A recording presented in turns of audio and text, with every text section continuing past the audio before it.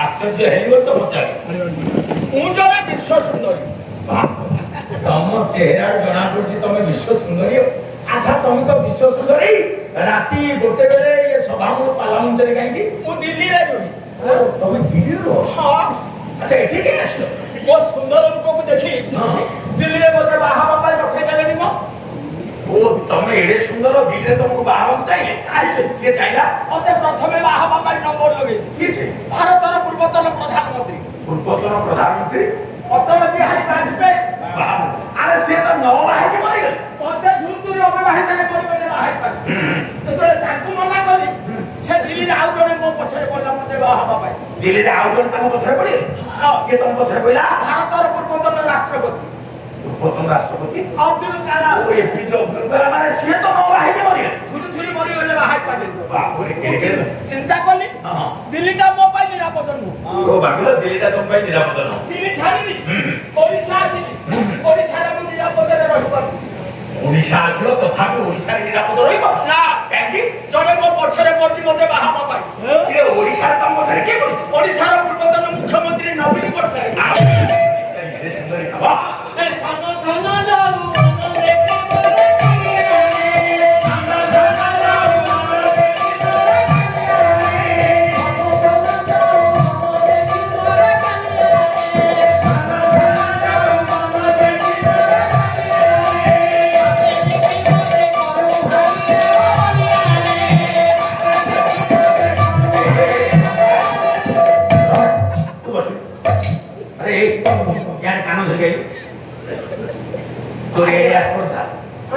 ତୁ କଣ ମୋ କାନ ଧରି ହାତ ଭରା ଦେଇକି ଠିଆ ହେଇଥିଲୁ? ସାର୍ ଆପଣ ଖାଇଛନ୍ତି ବୋଲି ଜାଣିପାରୁଛି। ତତେ ଜଣା ପଇଲା? ତୁ କଣ ଭାବିଲୁ? ଛାତ ପଡ଼ିଛି ତ ଖୁଣ୍ଟ ବୋଲି ଆଉ ତତେ ଏ ଭୁଲ କେବେ କରିବି ନା? କେବେ ନା। ଆଚ୍ଛା ତୁ ଏ ସିମେଣ୍ଟ ଚଟାଣ ଉପରେ ଏତେ ଜୋର କଚାଡ଼ି ହେଇକି ପଡ଼ିଲୁ ତୋର କିଛି ହେଇନି ତ? କଣ ଆପଣ ଏ ବଟିକି ଭାବୁଛନ୍ତି? ପରୀକ୍ଷା କରୁନାହାନ୍ତି ରକ୍ତ ମାରି ଦିଅନ୍ତୁ ଟିପ ବସିଲେ। ଟିପ ମାରିଲେ ରକ୍ତ ବସିଯିବ। ତୋ ଚେହେରା ଜଣା ପଡୁଛି ବସ କଣ ବସିବି କଣ ଚେହେରାକୁ ଦେଖିଛନ୍ତି? ଏ ଚେହେରାକୁ ଏ ବଟିକି ଦେଖି ଭାରତ ସରକାର ମୋ ଦ୍ୱାରା ଇଣ୍ଡିକା ଲଗେଇଦେଲେ। ତୋ ଚେହେରା ଦେଖି ଭାରତ ସରକାର ତୋ ଦ୍ୱାରା ଗାଡ଼ି ଲଗେଇଲା? ଗାଡ଼ି ଲଗେଇଲା। କାହିଁକି? ଚାକିରି କରିବାକୁ ସୈନ୍ୟ ବାହିନୀରେ ମୁଁ କେମିତି ସୈନ୍ୟଙ୍କୁ ଭିଡ଼ି। ତୋ ଚେହେରା ଜଣା ପଡୁଛି ତୁ ସୈନ୍ୟକୁ ଭିଡ଼ି ତତେ ଭାରତ ସରକାର ଡାକିଲା। ତାପରେ ସିଏ ଡାକୁଥାନ୍ତି ମୁଁ ମନା କଲି। ଓ ଚାକିରି ଅଫର ତତେ ମିଳିଲା ତୁ ମନା କଲୁ? ତୁ ବେପାର କୁ ଅଫର ଅଛି ତୁ ଚାକିରି? ତଥାପି ମତେ ବାଧ୍ୟରେ ଗାଡ଼ିରେ ନେଲେ। ବାଧ୍ୟରେ ନେଲେ? କୋଉଠି ନେଲେ? କଟକ ବାରବାଟୀ ଷ୍ଟାଡିୟମ। ଓ ବାରବାଟୀ ଷ୍ଟାଡିୟମ ନେଲେ? ସେଇଠି ନେଇକି ମୋର ମାପିଲି। ମାନେ ଫିଜିକାଲ ହାଇଟ୍ କେତେ ଚେଷ୍ଟ କେତେ ଗୋଟେ ଫିଟନେସ ପରୀକ୍ଷା ନେଲେ? ସାର୍ ସେ ମାପୁଥାନ୍ତି ମୁଁ ମନେ ମନେ ଦିଟା କଥା ଭାବେ। ଓ ତୋ ଫିଟନେସ ପରୀକ୍ଷା ନେଲା ବେଳେ ତୁ ଦିଟା କଥା ଭାବିଲୁ? କଣ ଦିଟା କଥା ଭାବିଲୁ? ମୋ ପୋଷ୍ଟିଂଟା କୋଉଠି ହବ? ତୁ ଚାକିରି ଜଏନ୍ କୋଉଠି କରିବୁ? ମନେ ମନେ ଭାବେ ଯଦି ପୋଷ୍ଟିଂଟା ପଞ୍ଜାବ ବା ହରିୟାଣାରେ ହରିୟାଣା ପରେ ହେଲେ ଚଳିବ। ତୁ ଚାକିରି ପଞ୍ଜାବ ବା ହରିୟାଣାରେ ହେଲେ ଚଳିବ। ଆଉ ଯଦି ପୋଷ୍ଟିଂଟା କାର୍ଗିଲ ସେକ୍ଟରରେ ହବ ସେଥିପାଇଁ ଦିଟା କଥା। କାର୍ଗିଲରେ ଚାକିରି ହେଲେ ପୁଣି କଣ ଦିଟା କଥା? ସେଇଟା ଯୁଦ୍ଧ କ୍ଷେତ୍ର। କାର୍ଗିଲଟା ଭାରତ ପାକିସ୍ତାନ ସୀମାନ୍ତ। ତାଙ୍କ ମୋ ଭିତରେ ଯୁଦ୍ଧ ହବ। ତାଙ୍କ ତୋ ଭିତରେ ଯୁଦ୍ଧ ହବ। ମୁଁ ତାଙ୍କୁ ମାରିବି ନହେଲେ ସିଏ ମତେ ମାରିବ। ତୁ ତାଙ୍କୁ ମାରିବି ନହେଲେ ସିଏ ତତେ ମାରିବେ। ଯଦି ମୁଁ ତାଙ୍କୁ ମାରିଦିଏ ଚଳିବ। ତୁ ତାକୁ ମାରିଦେଲେ ଚଳିବ। ନାଇଁ ଯଦି ମୁଁ ମରିଯାଏ ସେଥିପାଇଁ ଦିଟା କଥା। କଣ କେତେ ଦିଟା କଥା ସେ?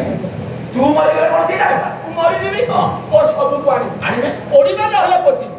ପୋଡ଼ିବେ ନହେଲେ ପୋତିବା? ଯଦି ପୋଡ଼ି ଦିଅନ୍ତି ଚଳିବ। ପୋଡ଼ି ଦେଲେ ଚଳିବ। ଯଦି ପୋତି ଦିଅନ୍ତି ସେଥିପାଇଁ ଦିଟା କଥା।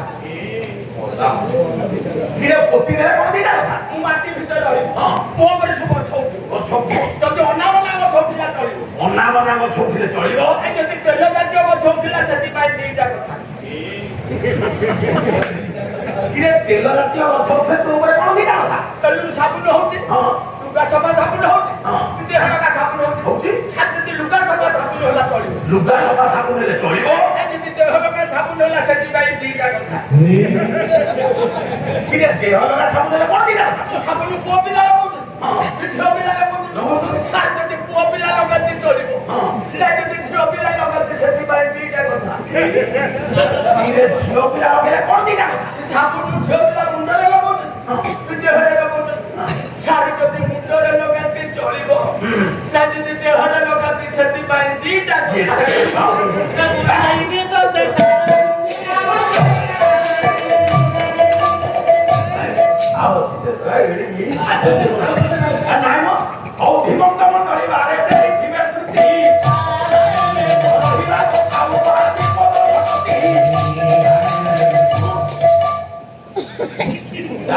ତ ସରିଲାଣି ତୁ କାହିଁକି ଗାନ୍ଧୀ ମୁଖ୍ୟମନ୍ତ୍ରୀ ଏକା ଆଗ ନେଇକି ଯାଇ ସାରେ ଠିଆ ହେବା ପାଇଁ ବାଧ୍ୟ ହେଲେ।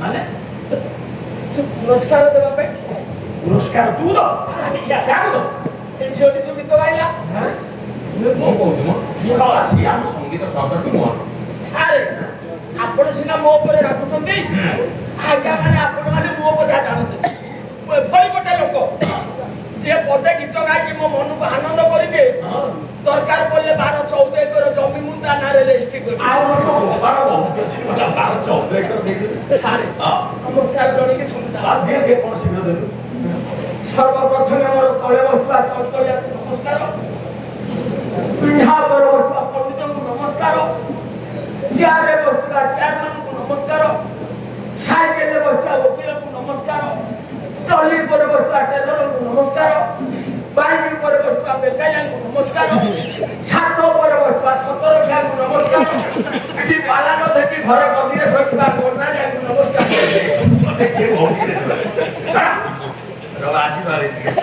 ଆଉ ଧୀମନ୍ତ